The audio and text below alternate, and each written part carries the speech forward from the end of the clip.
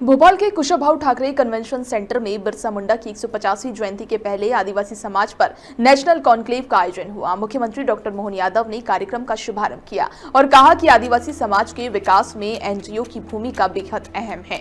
CM Mohan ने कहा कि देश का सबसे बड़ा आदिवासी समाज मध्य प्रदेश में रहता है और जब तक सामाजिक संस्थाएं सरकारी कार्यों में शामिल नहीं होगी तब तक वास्तविक सुधार संभव नहीं है। उन्होंने बताया कि एनजीओ और सामाजिक संस्थाएं आदिवासी क्षेत्रों की समस्याएं सरकार तक पहुंचाने में अहम भूमिका निभाती है।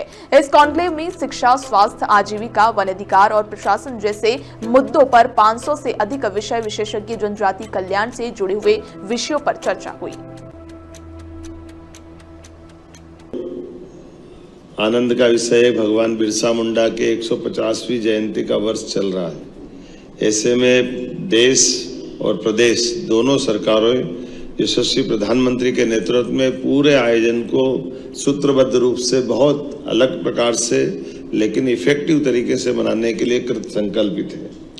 और ऐसे में एनजीओ जो अलग अलग हमारे देश भर में प्रदेश में काम कर रहे हैं उनका आकर के एकत्र होना और दिन भर विचार मंथन करना। मैं कुंभ की नगरी उज्जैन से आता हूँ। मुझे मालूम है कि वो हमारा अमृत मंथन का हजारों लाखों साल पुराना वो घटनाक्रम, उस घटनाक्रम में बाकी सारी बातों में न जाते हुए लेकिन मंथन से तो हमको मालूम नवनीत निकलता, मक्खन निकलता है। तो आपके सबके बैठने से, विचारों के प्रवाह से, अपने अपने अनुभव से, अलग अलग सत्रों में जिस प्रकार से आप एकत्र आए हैं, आपकी आज का यहाँ आना दुनिया के अंदर कितने होंगे मुझे नहीं मालूम, लेकिन जनजाति वर्ग की सबसे बड़ी आबादी देश में कहीं संख्यात्मक से कहीं से है, तो मुझे गर्व है। वो मध्य प्रदेश उनका अपना घर है, जिसके कारण से